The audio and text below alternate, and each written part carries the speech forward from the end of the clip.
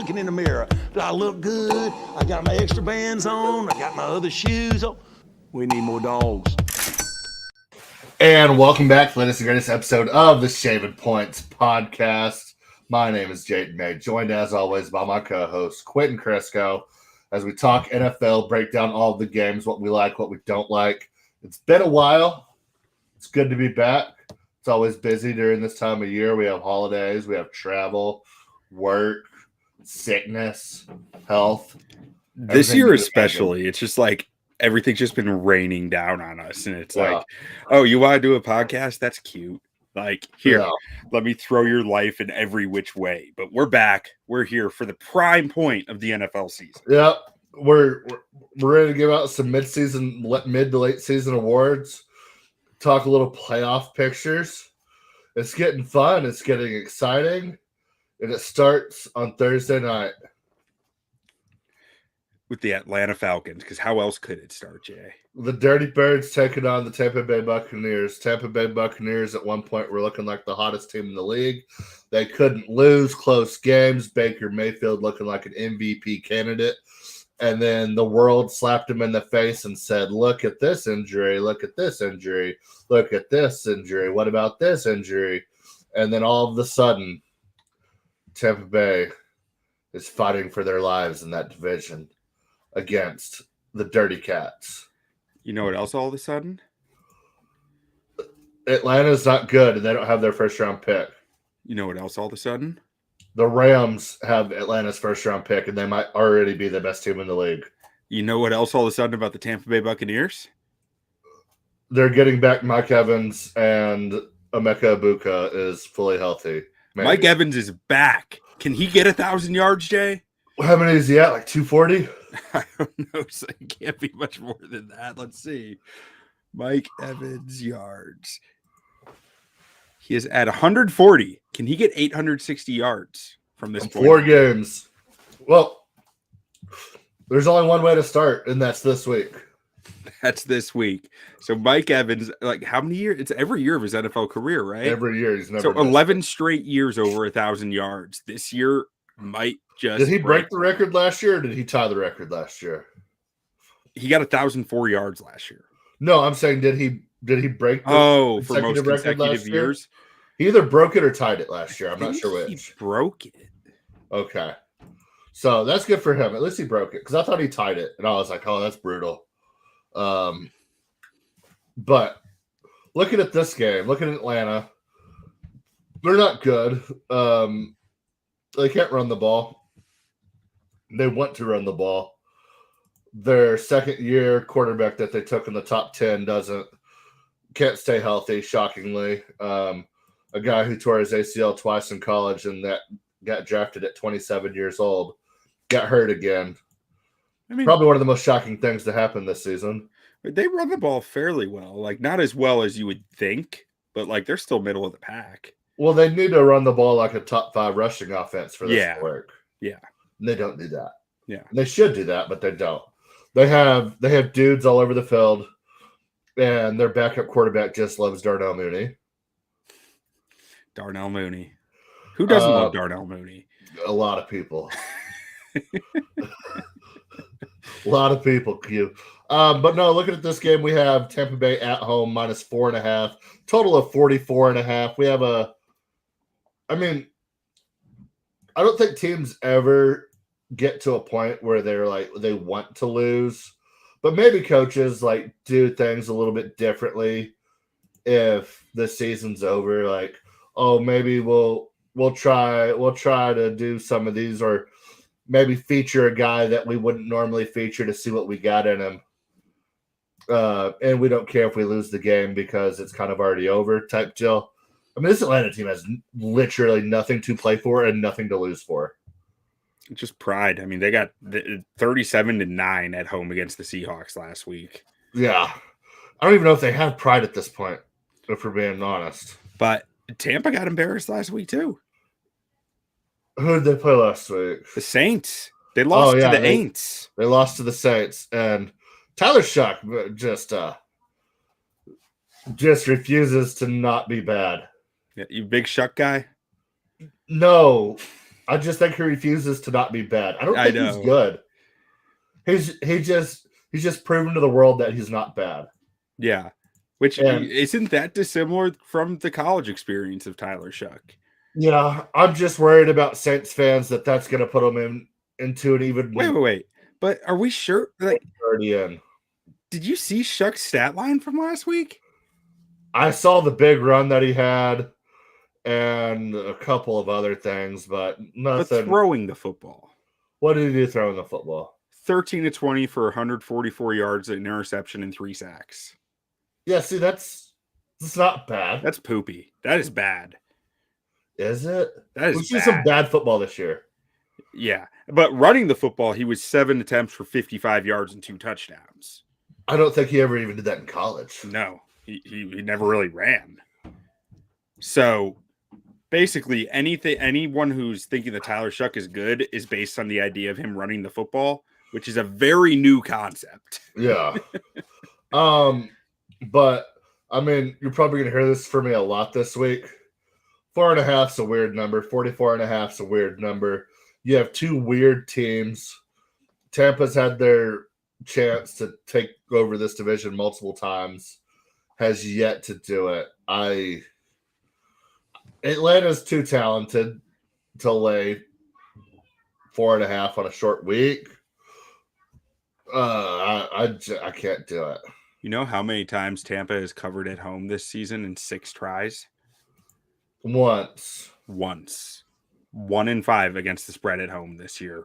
Tough look. So they've only covered 39% of their games. They have not covered their numbers well this year. Yeah, but if you bet them live, they cover a lot. Yeah. Just wait for them to be down, and then you're like, just hammer that Baker line. Like, yeah. They have gone over a lot at home. 83% of their home games have gone over. And they're getting some weapons back, and Atlanta has weapons. Has a Kirk Cousins team like scored any points this year? No, they've scored 0 points with Kirk Cousins playing quarterback. 0 points. 0. I think they had a safety. 2 points. Cousins has 3 touchdowns, 3 interceptions. How many games has he started? He started 4 games. 3 or 4. They scored 27, 24, 24, and 9 against the Panthers, Saints, Jets, and Seahawks. What did they score against the Seahawks? 9. They had a 9-point lead in that game, too. They did. That game at half was like, what the hell is happening? I had the Seahawks minus 12.5, and I was like, do not do it to me, dirty birds. And then, what was it, 37-9 at the end of it? Seahawks might be for real. Yeah, if I have to bet this game, maybe taking the over. And I might sprinkle Atlanta to cover. 4.5 is a weird number. If it's a close game, you're probably going to get that 4.5. Yeah, but I'm with you. I'm staying away. Lean towards the over, but that's all I would even be willing to take in this one. All right, next up we have the New York Jets taking on the surging Jacksonville Jaguars. Maybe division-winning Jacksonville Jaguars. We'll see. Jacksonville's 11.5-point favorites at home. 41.5-point total here. Model likes the over. I don't know. I don't like this game. This game stinks in every which way. I wouldn't say it's even a rat. It's just stinky poo-poo. Jay, how can you say that? We have 2 of the Goliaths of this season where Jets have covered 58% of their games. Jags have covered 62% of their games. Jets have covered 75% of their road games. Jaguars, 83% of their home games. One of the Goliaths has to go down this week. On a double-digit number. That makes it even harder. I hate double-digit numbers. I mean, historically speaking, I think you bet on the underdog in this situation. But I think this year specifically, I think double-digit favorites are covering at an astronomical rate. I could be wrong. I feel like I saw that stat 3 weeks ago. I don't know if it's still holding. You know what though? Like if I'm going to bet this, I'm not touching this game, to be clear. But if I'm going to bet this game, it's got to be the over. It's got to be the over. To cover 11.5, I mean, you basically have to score, assuming a couple of field goals, 20 points. Yeah. That's what I'm saying. Like, And that's halfway. Jags, their offense has been awesome since their bye. They're averaging like nearly 30 points a game, if not a little over it. Yeah. And the Jets defense, I don't try. Sauce Gardner's gone. Quinnen Williams gone. Quinnen Williams' brother is still there. But like outside of that, I don't really know who is even making up that Jets defense that much. I like Will McDonald, but like there's not. I don't have much faith in that defense to hold teams down. Let's see what they've done recently. I mean, we need 42 points in this fourth quarter. All right, but yeah, like that so Jets have given up 34. Good. They've given up 20 Smith, plus every week since the bye, since before the bye. I mean, I think they're going to give up points in this game. I think they have Mozzie Smith though. What about that? Does that factor into your decision? It does. I love Mozzie Smith. Oh, okay, I'm the one man alive who still loves Mozzie Smith. Yeah, I'm staying away from this one. Yeah. It's a weird number. Next up, we have the Arizona Cardinals taking on the rising Houston Texans. Is it going to be Houston? Is it going to be Jacksonville? Is it going to be Indianapolis? The AFC South is just a juggernaut of a division. Houston's 9.5-point favorites at home, 42.5-point total here. Another almost double-digit spread. Another AFC South team being almost a double-digit favorite. I've looked at these games a lot today. I think I'm taking this under. Yeah. I think Houston's offense scores 14 to 20-ish points. Even if their defense gets a touchdown, I just don't see how this Arizona Cardinals offense can score 20 points. I don't know. I kind of think that Houston puts up like a 30 burger on them. That's my worry. But I just think maybe just kind of ride out Woody Marks in the second half. But so I will say, from the math standpoint, Arizona has been one of the best over teams in the NFL this year. But on the road, they've sucked at overs. They've only covered 33% of their totals on the road. What is that, 3 games? Yeah, something like that. I've only got it statistically in front of me, not actual record. But you play 8 road games? So if they played 5 road games, maybe 1. They're 2-4 on the total. Okay, on the road. All right. Out of their 6 games, they've covered 2. I don't know, man. We were just talking about this pre-show. I might just like Houston straight up here if I have to bet it. Yeah. They're rolling, man. They found some answers, and they are looking good. I like Houston. Maybe it is just Houston minus 9.5. I mean, I'm not betting it. I like that number's too big for me to take a team. Give me the under. It's been my thought all day. All right. Under 42.5 for Jay. You know I love me some unders. It's an under week. Yeah. All right, next up we have Buffalo taking on New England. This might be one of my favorite plays of the week.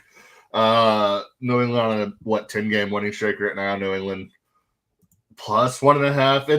It's plus or minus 1.5. I've seen it both directions all day, all sorts of different books. It's basically a pick 'em. 49.5-point total here. I'm taking Bills money line here.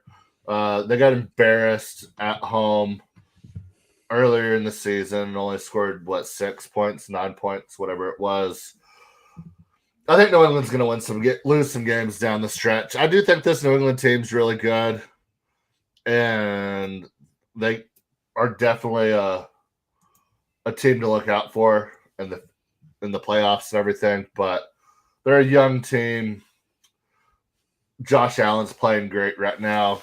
James Cook is playing great. That offense is starting to roll. Defense has a lot of issues, but I think this is a game Buffalo wins.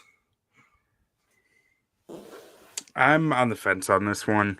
Like, at first, I was with you. I was like, I want Buffalo money line here. I'll be right back. And then, because my main processing with that was, I don't think Buffalo's going to lose to them twice this year. But with it in New England, it's like, and Vrabel just has these dudes rolling. I started to question it. And we talked about in previous weeks, I'm with you. I do think that New England is primed to kind of get punched in the mouth one of these weeks and not answer. Just like I think that's just what happens when you go on big winning streaks like this. Is a team who is largely made up of players who are not used to winning football games at that rate. Ultimately, I'm leaning towards Buffalo here on the money line, but I'm taking the under 49.5. Model says under 49.5. Model is 8-2 this year on unders. So when it tells me it's an under week and it likes 4 different unders, I'm betting all 4. The numbers behind that, Buffalo has gone under majority of their road games this year. New England has gone over at home at a 57% clip. Both these teams are about 50-50 on the total all year long anyways. The game itself, like when I look at the rosters, it tells me over, right? But division games, I expect there to be some tricks pulled out defensively. Some stakes are a little higher. I tend to really like division unders. So give me the under 49.5 here. You're on mute, Jay. Probably the biggest stakes this game's had in a long, long time. Mm-hmm. Because I wouldn't even, like, earlier in the season, nobody really saw New England as a threat. Oh, and New England's coming off the bye. Yeah.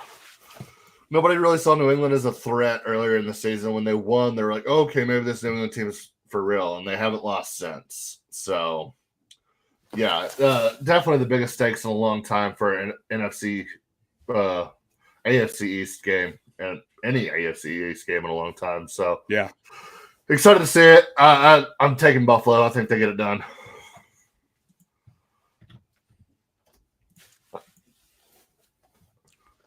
All right. Next up, we have Los Angeles Chargers going to Kansas City. Take on the Chiefs that are just an absolute mess right now. But the Chiefs are 4.5-point favorites here. Chargers coming off a massive win. Chiefs just can't find a way to win. 42.5-point total here. I have a question for you. Shoot. Is Justin Herbert good? He's fine. Okay, I'll take that. The dude is playing through a broken left hand and like no offensive line. I got repaired surgically. Oh, okay. So coming off of surgery for a left hand. But like 2025, you can recover from surgery in 30 minutes. I respect that he's fighting through stuff, but just once I'd like to see Justin Herbert not fighting through all of hell and high water. Yeah, like at some point it just becomes a part of the quarterback, and it's like I feel like we're at that point with Justin Herbert. The physical tools are insane. He shows those off in highlight moments, great. Sometimes, but like at some point he needs to stay healthy. And you can sit here and say the offensive line is trash, and that's why he's hurt. I'd say you have a valid point. But you know what? It's on the organization then to prove that Justin Herbert's any good, because we're at this breaking point.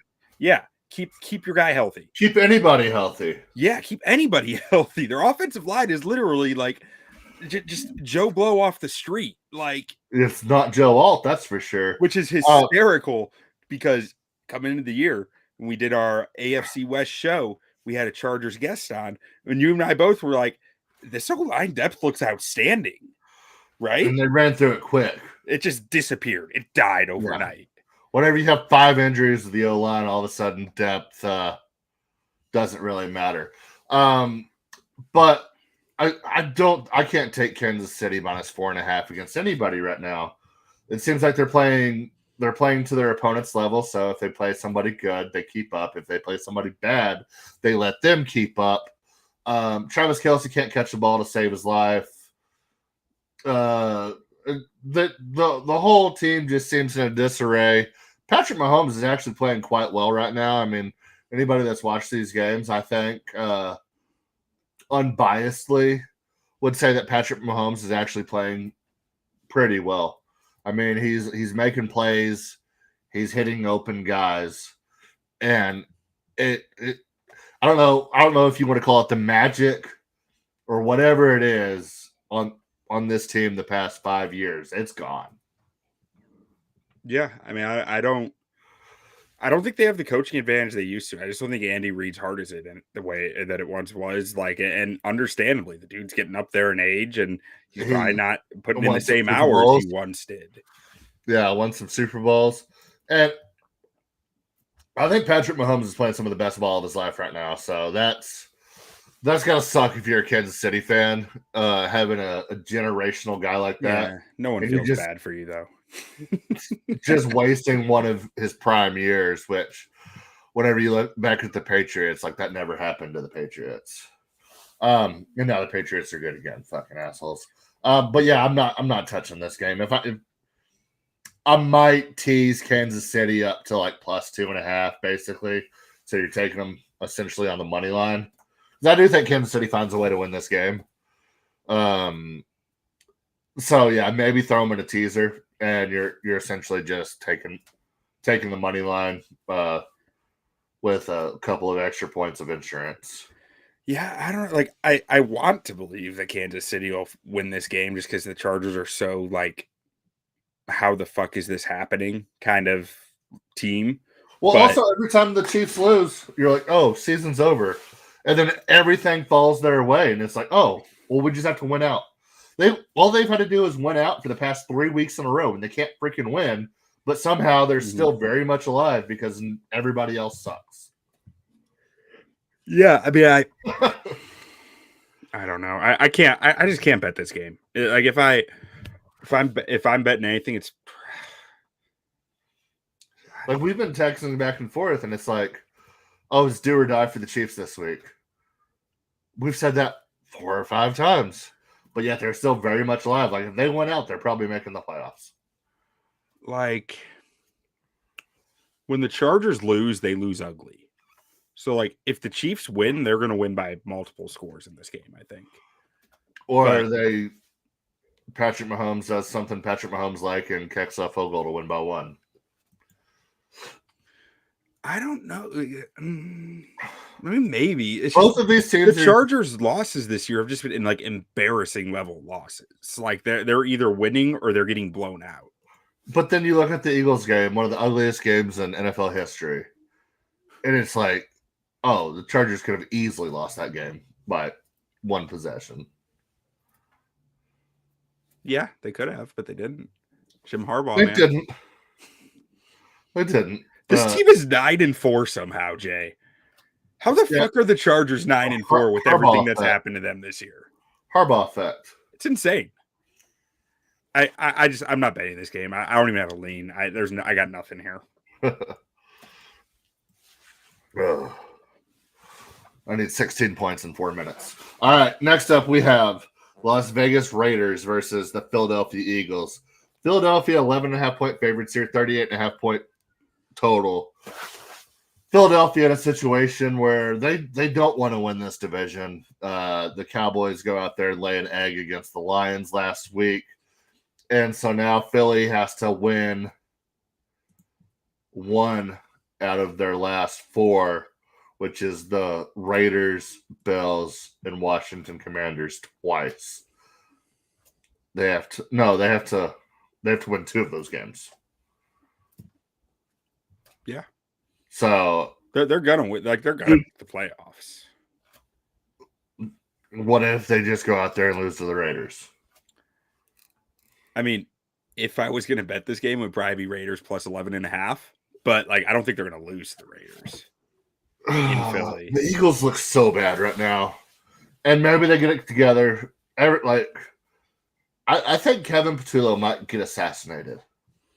I fear for that man's health. Yeah, he might. Like it's. Can you put up posters on the streets of Philly and be like, "Be nice to Kevin Patullo"? I'll get on that starting tomorrow. Actually, I'll start the make business cards. I just feel bad for him. Yeah, it's ugly, man. It is brutal for the Eagles right now, but I mean, Saquon had the Raiders. Saquon had 120 yards the other night, and 70 of those yards were on 1 play. Yeah.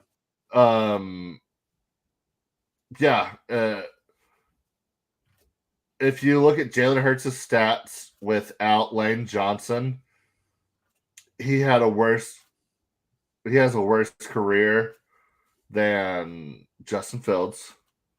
Really? Justin Fields' numbers are significantly better than Jalen Hurts. And I think games played is like within 1 or 2 games, if I recall correctly, on games started. And Justin Fields is a significantly better quarterback on paper than Jalen Hurts.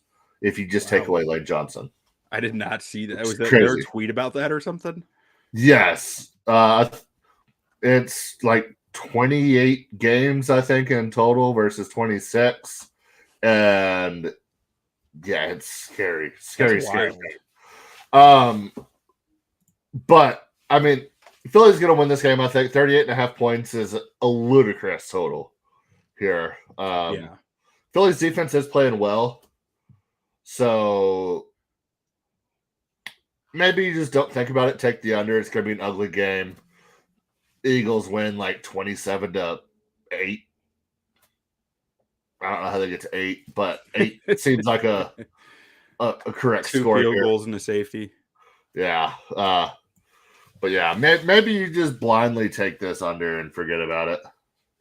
Yeah, I mean, I would consider taking Raiders plus 11.5, but 14-9 game, 13-6 seems pretty appropriate here. Yeah, it feels like a game where like the Eagles win it, like it seems more convincing than the final score is, just because they're more talented. They're up like 17-0, and Las Vegas gets like a late touchdown and a field goal, and it's like 17-11. Gino does some Gino like garbage time magic, and they only lose by 6, but like they were never in it. Yeah, that's how this game feels to me. But yeah, I'm not touching it. Next up, we have the Baltimore Ravens taking on the Cincinnati Bengals. Cincinnati is 2.5-point favorites at home. 51.5-point total here. Baltimore is broken. Cincy's not broken, but they're basically eliminated after their loss last week against the Bills. Snow game was awesome. It was a lot of fun. I'm taking the over here.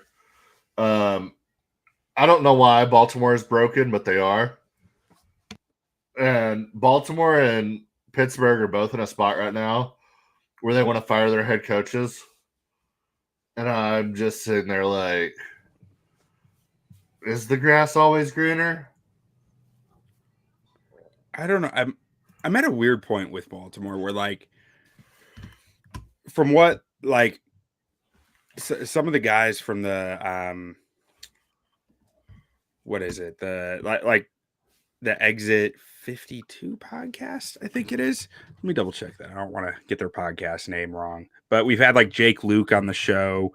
We're supposed to have Spencer Schultz on the show, but he had to unfortunately cancel. Yeah, the Exit 52 podcast have said, like, I've been paying some attention to what they've said this year about like Lamar, and it's been interesting. Where it's like, what they were kind of saying was they think Lamar has been able to get like too much leash with this coaching staff over the years, and like too much like say in the way that operationally things happen in their building, and like what's okay, what's not, and that, you know, that has led to some bad things happening within that offense. And I kind of buy that, where I'm kind of like, if a new coach comes in and shakes things up, I think that might be really good for this football team. Yeah. It needs to be the right hire, but like, how quickly does Harbaugh get fired or hired if that's the case? Oh, like that tomorrow. Like yesterday, the day before he gets fired, he's hired. Do you think somebody would fire their existing coach that maybe wasn't on the hot seat to hire Harbaugh? Let's say that's hard. Buccaneers. The Buccaneers coach is fairly safe. I mean, probably not the safest person in the world. No, I don't think the Buccaneers would do it. Okay. Houston Texans. No, I think they like to because he's a legend there. Yeah, he's a homegrown guy. It's hard because so many guys are on the hot seat. Right? I'm just trying to think of. Let's see. Commanders. Yeah. If I were the Commanders, I'd be all for that. I think I've never been big on Dan Quinn though. Yeah, I think there's a possibility Dan Quinn might be gone regardless. I got one for you. Arizona Cardinals, Kansas City Chiefs. I don't think that would be. I think Andy Reid would.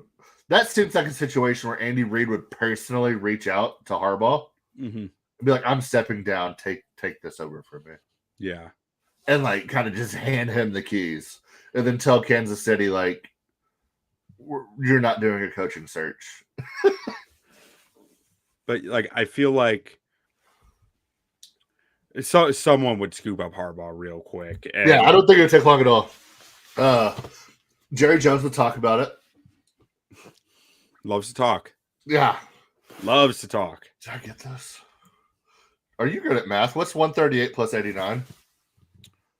That would be what? 238 minus 11, so 227. Yes. All right, cool.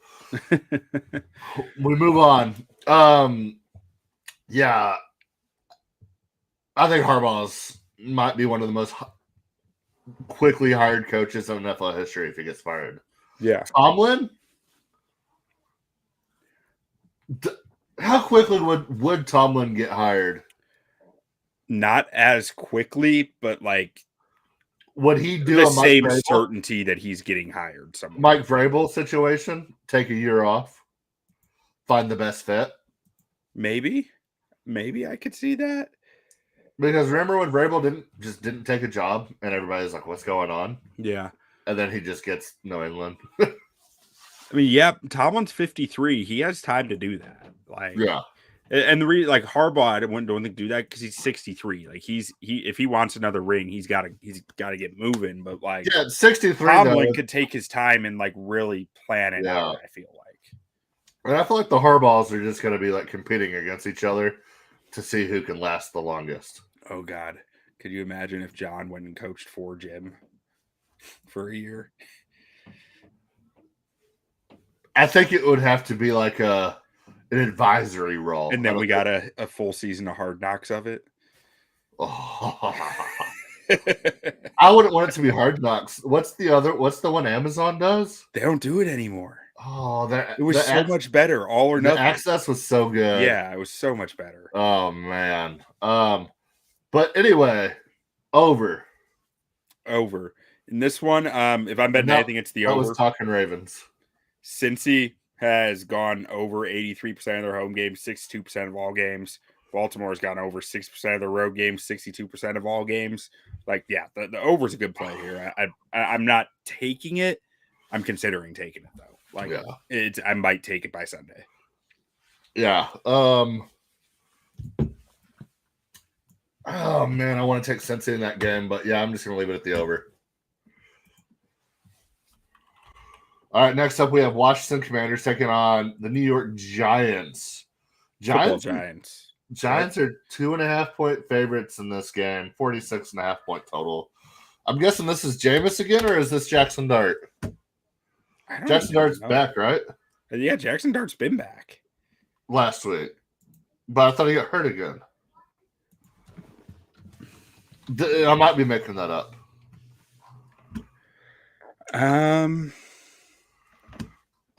Doesn't look like he's out at all.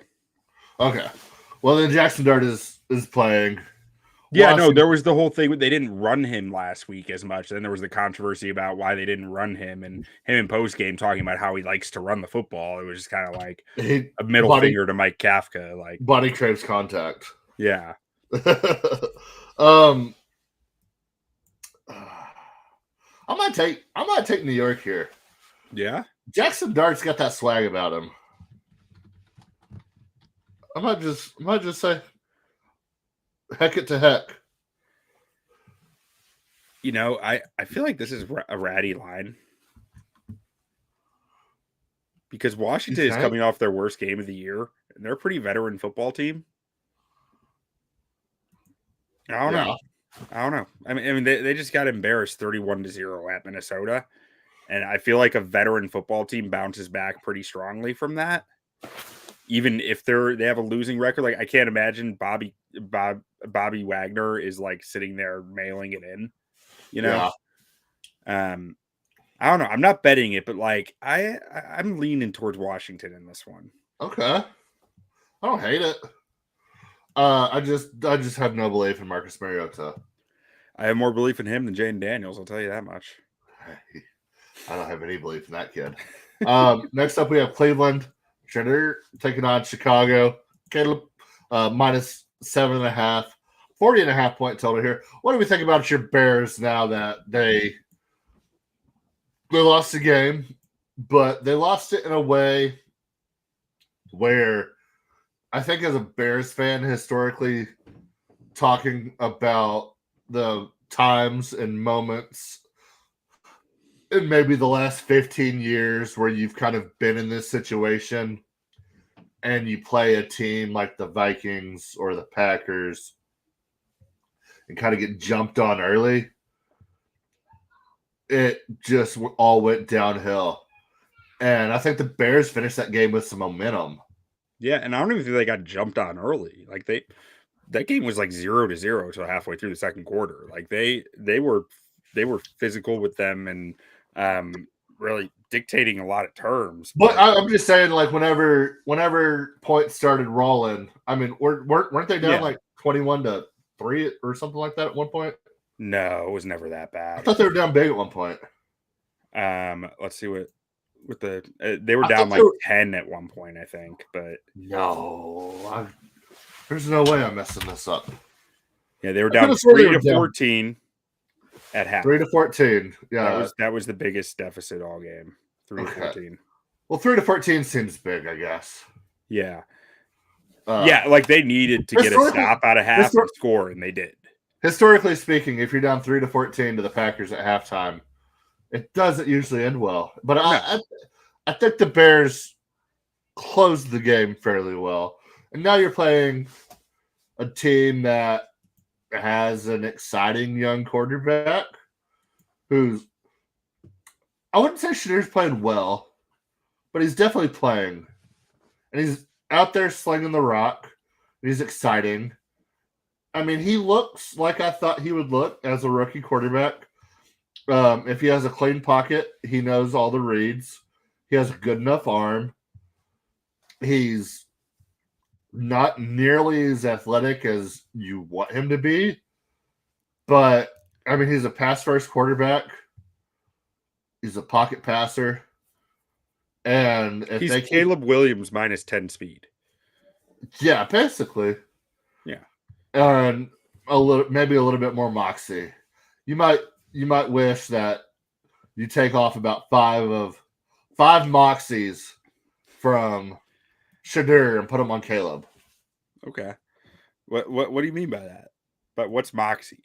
Just that dude. That dude that knows he's the dude.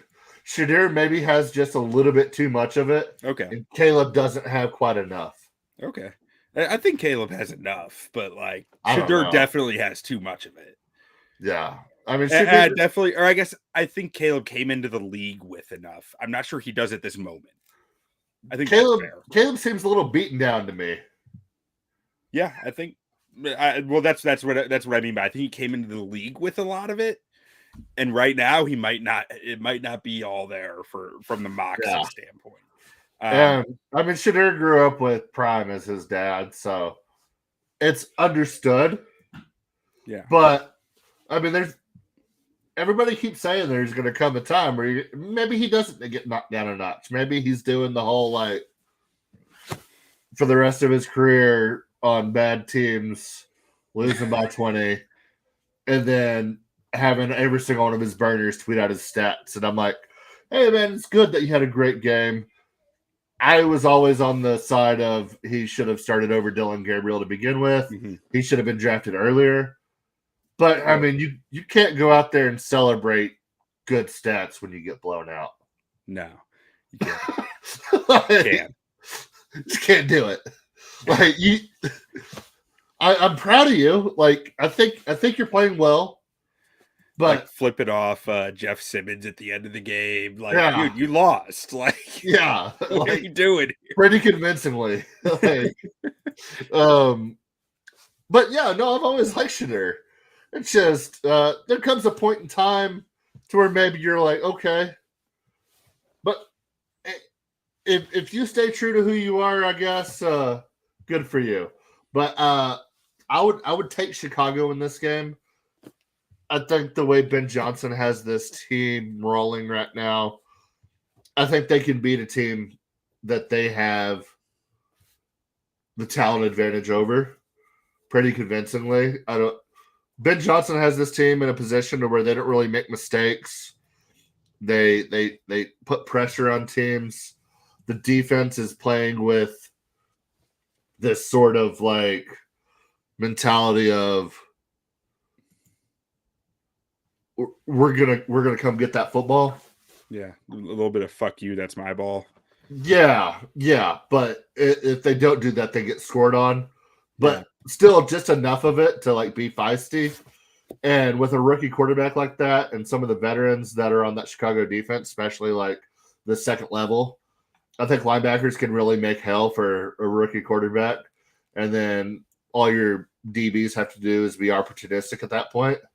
So, yeah, I like Chicago. Give me Chicago minus 7.5. Yeah, I'll probably bet Bears minus 7.5 in this just because I am a Bears fan. But from if I wasn't a Bears fan, I'd just be staying away from it just because it's a big number for a Bears team who has not had to bounce back from a true like letdown loss with expectations. Would you say that was a letdown loss though? Yeah, it's a letdown loss. I wouldn't say it's a letdown loss. Yeah, it is. I'm not like over here upset about it, but it is. I'm not gonna put lipstick on a pig. It was a letdown.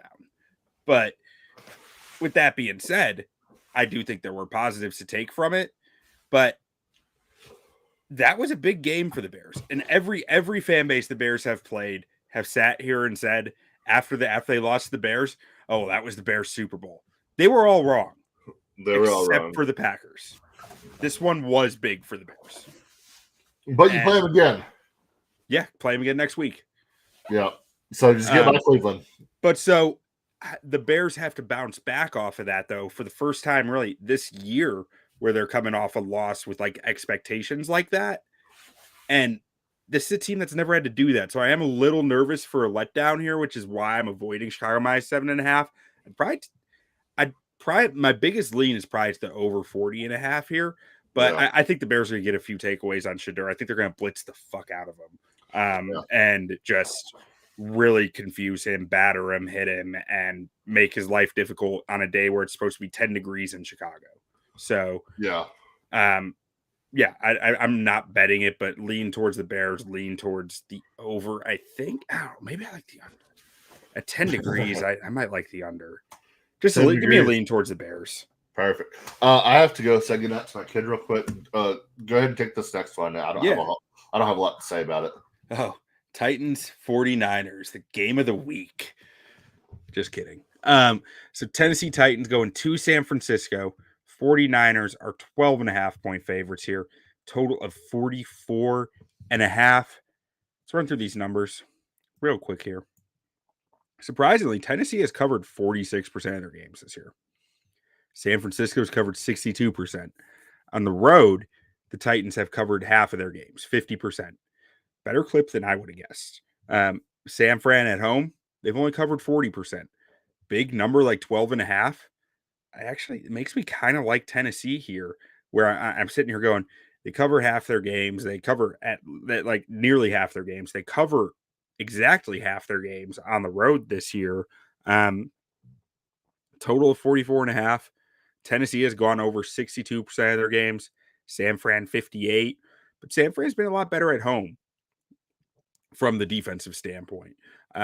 They've only gone over 40% of their home games, while Tennessee is at exactly a 50-50 over-under split on road games. So that tells me I'm going to stay away from the total in this one. But Man, if I'm betting anything, it's probably Tennessee plus 12.5. I don't actually like that bet, so I'm not going to take it because that's, if you don't like a bet, beauty of it is you don't got to take it. But I do kind of like that lean when I'm sitting here going, Tennessee has covered a lot of games this year. Now, let's see. And Tennessee's coming off a big win against the Browns. I mean, how big could it really be? But they really handed it to the Browns last week. It was a very weird, very sloppy game, very wet field. Week before they lost handedly to the Jaguars 3-25. But on the road, let's see. So on the road, they beat the Browns last week. They lost the Colts 14-38. They lost the Raiders 10-20. They lost to they beat the Cardinals 22-11 or 22-21. Lost to the Texans 0-26. Lost the Broncos 12-20.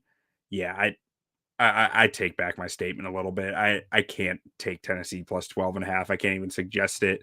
I know I said the math tells me that I should avoid the total, but my model says to take the under 44.5 here.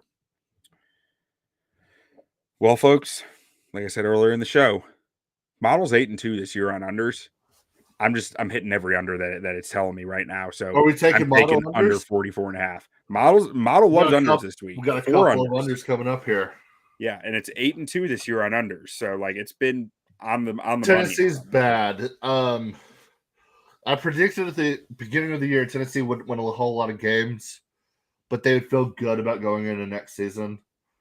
I'm not sure how good they're going to be feeling going into next season. I think so. I think what you and I didn't realize that some of the insiders I'm learning had some information on is that Brian Callahan was already on the hot seat coming into this year. They probably shouldn't have let him draft a quarterback, frankly. But there's been a lot of mismanagement in that organization. Well, I don't think Callahan really had a shot to stick past this year unless he did some wild things. I'm not saying Cam Ward was a slam dunk pick, but as the Titans organization, where they were as an organization, how do you sell to your fans not taking Cam Ward? Who else would you have taken? Even if head coach aside. I mean, I'm not sure. Let me pull up the draft. But my point was more they shouldn't have hired Brian Callahan or let him continue as coach if they didn't believe in him. Yeah. But Abdul Carter, it would have been Abdul Carter. That was the one slam dunk, I feel like. The guy who's had 1 sack, 0 pressures, and he on paper he looked really good going into the draft. I mean, he hasn't played great at all.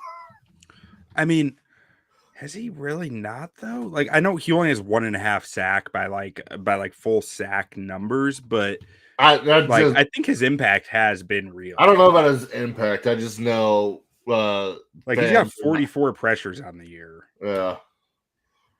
So I don't know. He hasn't been what you'd want from a number 1 pick, but playing next to Jeffrey Simmons, maybe he would be. He's playing next to Dexter Lawrence in New York.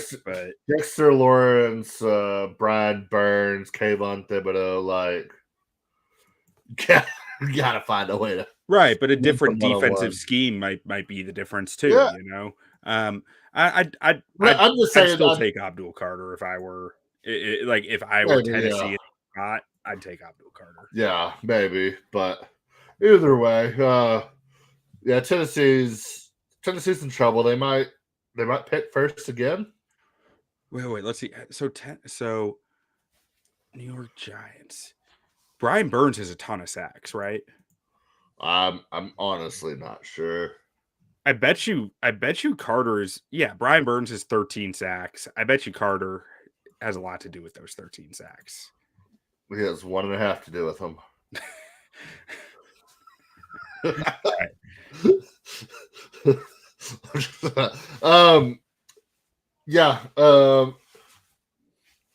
And it's not looking like a great QB year coming up again. So I don't know what Tennessee does moving forward.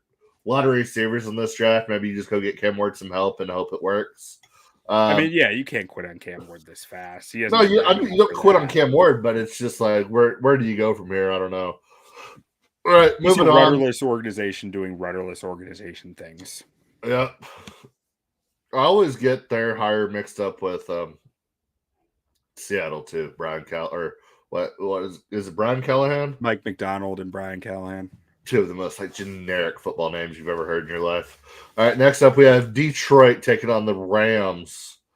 Big time matchup here. Detroit basically in a must-win situation, but I think even if they win out, there's multiple scenarios where they don't make the playoffs with 11 wins.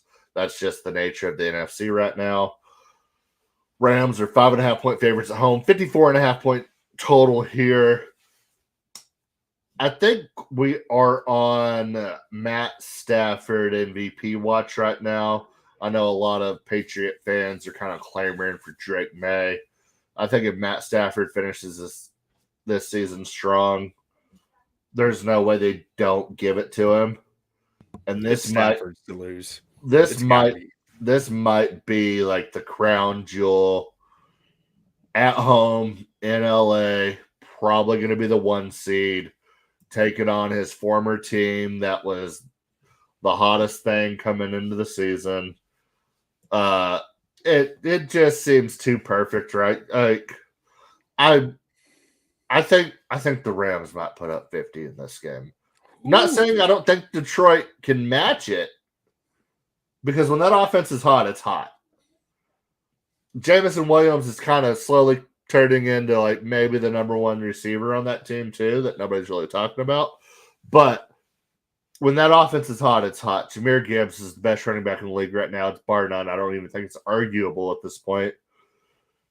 But I think this might just be a Stafford just crowning achievement, something that he looks back on whenever he's getting inducted into the Hall of Fame. They talk about like that 2025 game against the last time he faced off against his former team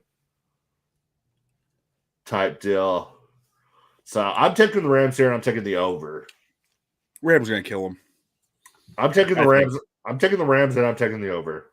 I'm taking the under because the model says take the under, and I'll repeat myself. Model is 8-2 this year on unders. I can't see it going under 500 wins, picking 4 of them. So like, yeah, I'm just gonna spread the.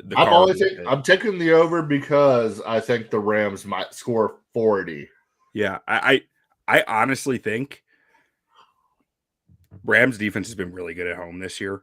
Yeah, Rams have only gone over at home 17% of their games this year. They're home games. But I'm just talking about an offensive explosion.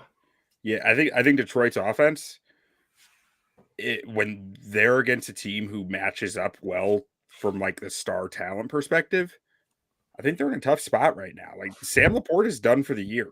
They have no tight ends. Tight ends are really important in their offense. Really important. I think that they're going to find a way to really keep Detroit from scoring that many points. And I think they're just going to roll. Yes.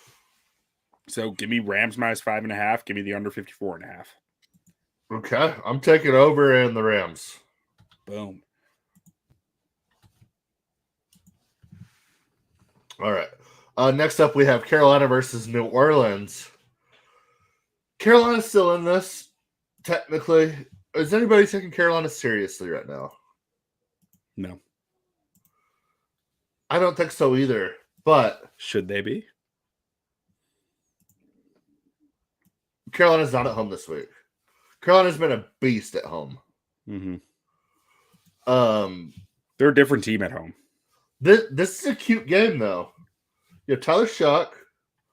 You have Carolina's quarterback. Bryce Young. Who have you ever heard Bryce Young talk? No, I've never been in the same room with him. So, I think it was 2 weeks ago. I had Red Zone on. They were sort of like a Bryce Young interview, and I was in the kitchen, like helping my wife cook something. And my wife's like, "Who's talking?" I was like, "I don't know, but he sounds like a 13-year-old." And I go look at the TV. I'm like, "Oh, it's Bryce Young. That makes sense. That tracks." Who's their receiver?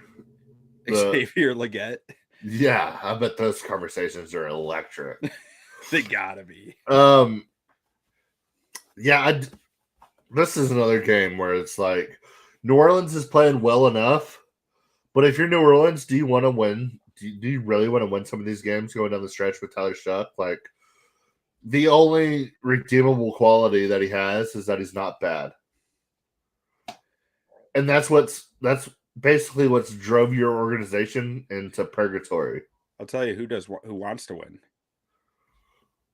All the veteran players on New Orleans defense who, for some reason, are still playing for the New Orleans Saints and are trying to get another contract somewhere.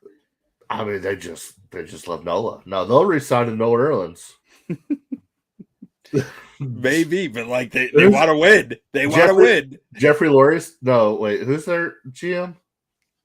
Oh God, what's it? Mickey Loomis. Yeah, I don't know. Who's Jeffrey Lurie? He was with the He's Eagles. the Eagles owner. Okay. I was like, why is that name coming to my mind? Yeah, Loomis. Yeah, he loves to give out bad contracts. Just kick the can down the road. He'll re-sign everybody. They win 2 or 3 games down the stretch. He's like, oh, we got something here. Yeah. We're gonna make this work. No, I'm not touching this game. So Panthers are coming off a bye week. They upset the Rams the week before in LA. So like Carolina can beat a team they can run the football against, right? Yeah. Like, and they have a monster O line. Like they can move the football on the ground. I picked up Chuba Hubbard last week. I'm very, very happy I did. Yeah, Chuba, because I think he's about to start getting more carries. But I mean, are you sure? I think I never bought into Rico Dowdle that much. But Rico be balling. I haven't been balling as much lately. He's trying his best. But I mean, the Saints have a decent run defense and they have some vets. Like I could see this when I first saw this game. I was like, oh, I'm gonna bet Panthers -2.5. And then I was like, 2.5. 2.5. This feels ratty. And I was like, Carolina has not been the same team on the road as at home this year. Aside from like they beat Green Bay and Lambeau, that was huge. But like they didn't score any points in that game either. And I was like, I don't need to bet this game. I don't need to bet on the Panthers or the Saints.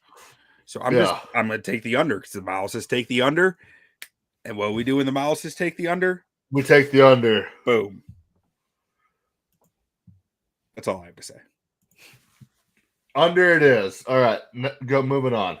We have Green Bay going to Denver. 2 teams that aren't good, but somehow are good. Denver is 2.5-point favorites here, 42.5-point total. What if I told you I will give you 30-1 odds that one of these 2 teams win the Super Bowl. If you were to bet that on a sports book, it would probably be way less than 30-1. Would you take 30-1 odds or would you take the field? I'll give you 30-1 on those 2. And on the field, I'll give you 3-1. I'll take the field. I think I would too. And I think if you could find a sports book for those bets, I think you'd be at probably -250 on the field. Yeah. And maybe 10-1 on those 2. I don't know. It just, oh my gosh. Yeah, I don't think these teams are good. They have good records. I don't trust the quarterbacks. I love the coaches. I don't love the coaches. I love one of the coaches. I think LaFleur is a great coach. I think Peyton is a coach. I don't know. Peyton keeps doing this with Bo Nix. I think Peyton's a pretty dang good coach. I wanted to live bet this under, or this over, because I have it at 240. We're 3 minutes into the game. The live over is 257. It's a big old number. And it started out 3 points higher than the number I bet it on because Wemby's not there. That's unfortunate. $700 on the drain.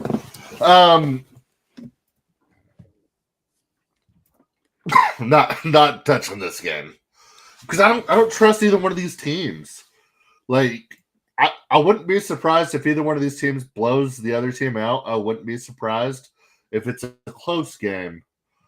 Like nothing in this game would surprise me because I don't trust either team. You want to know some math, Jay? Oh man, I've been learning math my whole life. So the week after playing the Chicago Bears, you know what teams' records are this year?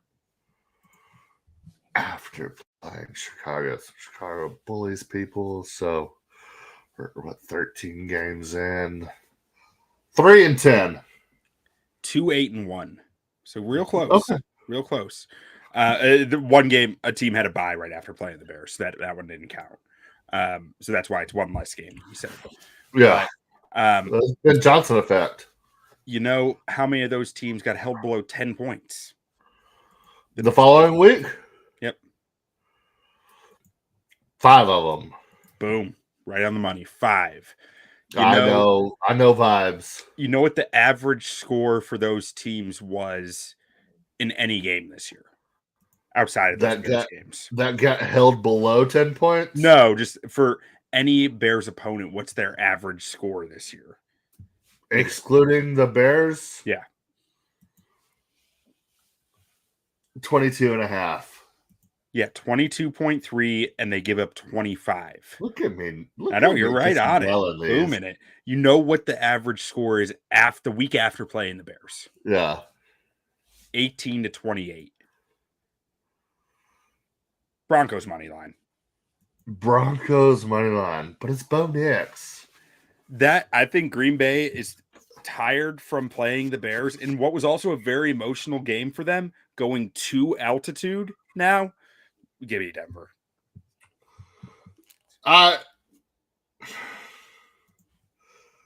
If you had to ask me about my 2 least favorite teams in the league right now, it might be these 2. I just don't think either one of them are good. I think they're blessed with good coaching. The quarterback situation. Bo Nix isn't good. Jordan Love. When Jordan Love is playing good, he's very good. But Jordan Love doesn't always play good. Oh, man. I'm not touching it. Like I said, nothing will surprise me about this game. If it's a barn burner, it's going to be lower scoring and just ugly. If it's a barn burner where they score 70 points, I won't be surprised. If it's a low scoring game, either team wins, I won't be surprised. If it's a blowout by either side, I won't be surprised. Nothing could surprise me about that game. Yeah. I think Green Bay is gonna struggle to move the football as well as they have all year in that one. Yeah. I don't know. The path to victory for both teams just doesn't make any sense to me. But moving on. Oh, here it is. Here it is. Felipe Rivera, welcome back to the NFL. We've missed you. Wait. It's been 5 years. Yeah.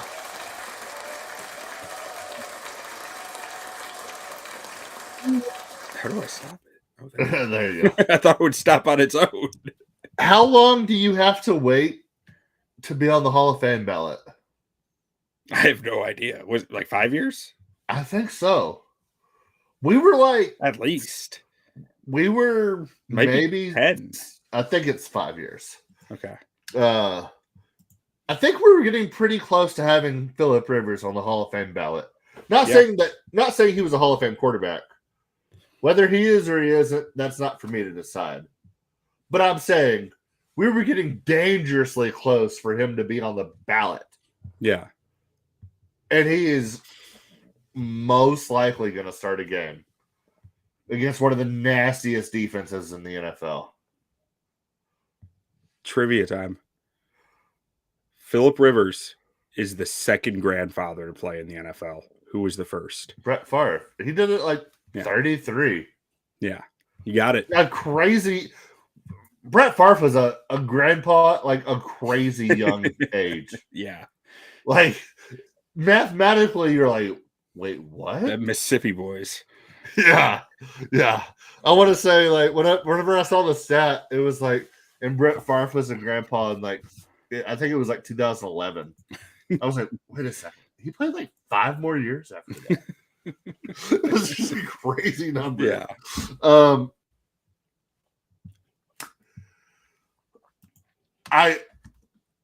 I love me some Phillip Rivers.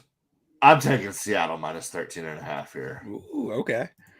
Do we think Phillip Rivers is even going to start this game? Yes. Okay. Who else would they start?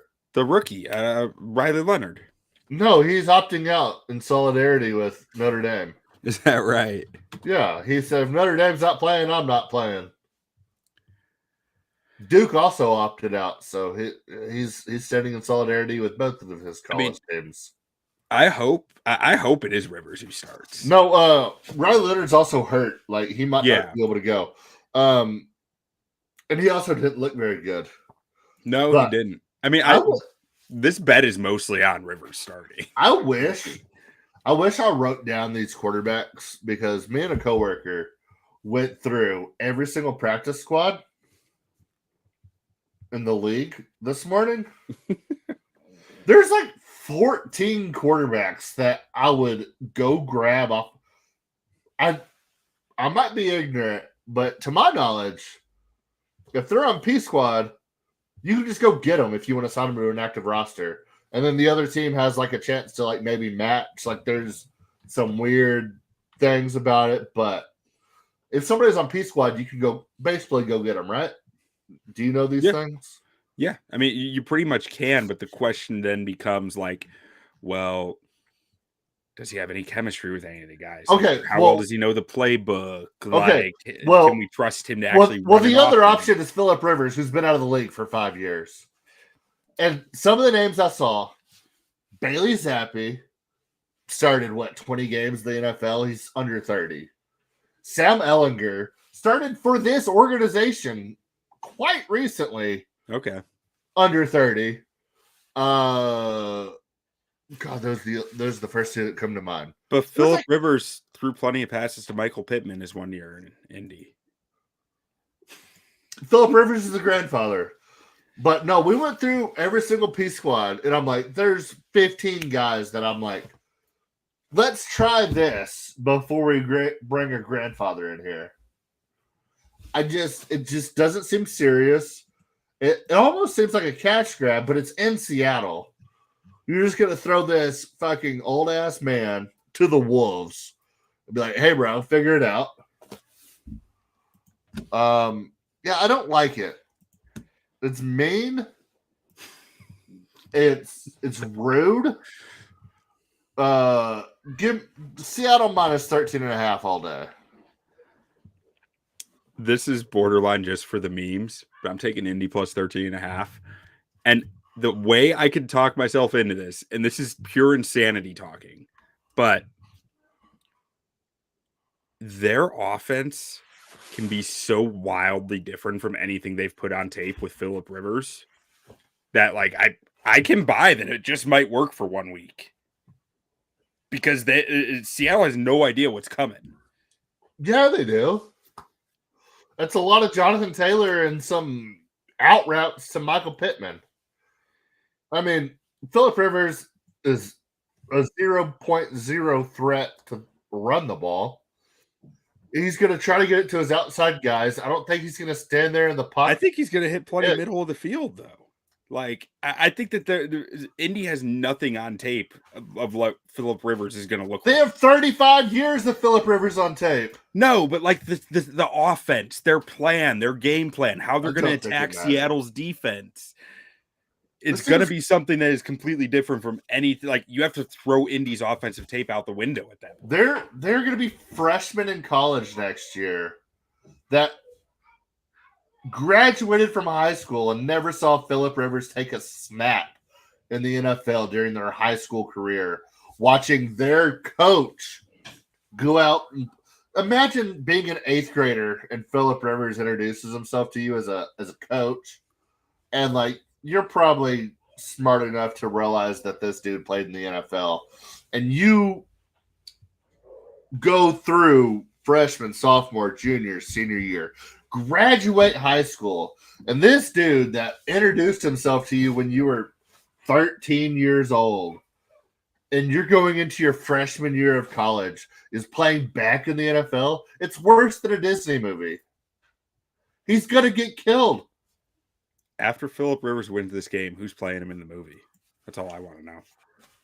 Johnny Knoxville. Because he's the only one stupid enough to do it, just like Phillip Rivers. Real talk. How injured is Phillip Rivers going to be after this game? They said he's been training jiu-jitsu. And I'm like, cool. Football has nothing to do with jiu-jitsu. Especially quarterback. Like, O-line, maybe. But like... completely different, like, range of motions, mechanic. And, like, I would argue that it's probably worse for you to be training jiu-jitsu to just jump into the NFL. I believe. Give me Indy plus 13.5. Oh, no. I might take if I can find an alternate line of Seattle minus 20, I might take it. You see, I know you're probably right, but like I just want the fun bet, and the fun bet is Indy. I want to see Phillip Rivers out there. Don't get me wrong. I just think it's irresponsible. It's rude. Like it's mean, okay? Can't do that to a man. Oh, by the way, the model likes the over 42.5 in that game, but that means nothing because Phillip Rivers is at quarterback, and there's no stats for Phillip Rivers. If you try to put Phillip Rivers into your model, it will short circuit because it's like, oh, we're going back. You know what? I don't even think we're going back to the 1900s. Usually, when there's a backup quarterback who's like not a guy who started any games this year starting, I'll take it out of the model picks. I'm taking that out of the model picks. Model doesn't even like the over. It just model's staying away. Yeah. Okay, here's another game that I just don't care about. We have Minnesota going to the Dallas Cowboys. Dallas Cowboys 6.5 point favorites here. 47.5 point total here. Dallas was a team that I was pretty excited about after the Quentin Williams trade. They made a lot of strides. The defense looked like it was moving forward. Maybe Matt Eberflus was going to get these boys right. They just got absolutely outclassed by the Lions. Zero interior pressure. And, I don't think this is a personnel issue. You have Osa Odigizua, you have Kenny Clark, you have Quentin Williams. A lot of times all on the field at the same time. You have young, athletic guys on the outside rushing the passer on top of Jadeveon Clowney, on top of Dante Fowler, some veteran experience. Well, they should try not being on top of each other. They'd probably be better that way. Yeah, I'm saying. And you can't get pressure on a Jared Goff quarterback when multiple offensive linemen are out. Frank Ragnow was going to try to come out of retirement. He was fully willing to come out of retirement and failed his physical with a grade 3 hamstring tear. Oh, insanity. Do you know what a grade 3 is? That means your hamstring's not even touching bone. I have a theory of what happened. This madman was like, no, I'll play. Like, I'm good. I have a theory of what happened. And they did it, and they're like, sir, how are you walking? And he was like, I'll play. I'll be fine. Probably would have been an all-pro, too. I have a theory that it probably happened after he was like, I'll come back, and was training or potentially practicing. Yeah. I think he was doing stuff before the physical. I like to think that the dude's just been like, fuck it. Don't need it anyway. I mean, it's possible too. Frank Ragnow seems like a really tough motherfucker. He just seems like a guy that like wakes up every morning and he's like, God, dude, like my butt hurts again. It'll be fine. I gotta hit somebody. Pops like 30,000 milligrams of like ibuprofen. He takes like half a bottle. He's like, "Oh, okay, it's feeling better. I don't need a liver. I might be able to suit up like this." Yeah. I like to think like he just kind of like rolled out of bed. He was like, "Yeah, I mean, still got a little bit of leg pain in the morning, but it's nothing like when I was playing." And they did the MRI, and they're like, "Sir, you need surgery 2 years ago." And he's like, "Oh, really? Shit." Well, you guys should have taken care of that, right? Yeah. You want to just go ahead and knock that out real quick? I'll play next week. But no, JJ McCarthy, trash. Nine. 3 touchdowns, no interceptions last week, Jay. I don't care. He's back. 9 is back. He's not. No. You know what? Actually, I do like this game. Give me Dallas -6.5. This Minnesota team's terrible. If JJ McCarthy's starting, I will take the opposite line of a JJ McCarthy start all day, every day. I said it over the offseason. I think KOC might be the best coach in the league, especially for quarterbacks. And that still might be true. I just think JJ McCarthy's that bad. God, I can't do it. You can do it. It's JJ McCarthy. Kevin O'Connell just tore up a Dan Quinn defense who's almost as simple as Matt Eberflus. But he's also Matt going Eberflus against being that simple, like plus Justin Jefferson and Jordan Addison. That's enough to make me say I don't need to bet this game. What about Pookie, George Pickens, and CeeDee Lamb? I mean, that was so. My initial instinct when I saw this line was like Dallas -6.5, doing it. But then when I was thinking about Eberflus, it's just like, I don't need to bet on Matt Eberflus to do his job. Yeah, I guess that makes sense. That's literally the only thing holding me back. If it was probably like any other defense coordinator in the NFL, I'd bet this. But like, I just don't trust Matt Eberflus at all. I just don't trust JJ McCarthy at all. I'm taking Dallas here. Next up, in the most, I don't know, Pittsburgh's going to win this division at 9-8 somehow. So maybe it's not meaningless, but Miami going to Pittsburgh. Miami going to Pittsburgh. Pittsburgh's 3.5-point favorites, 42.5-point total. Miami's been playing good ball. They've been figuring out ways to win. Do what? Who have they been playing it against, though? Football teams in the NFL. The Jets, the Saints, the Commanders, all football teams. The Bills. I'll give them that. All those teams get paid to play football. Hey, they do. You're right.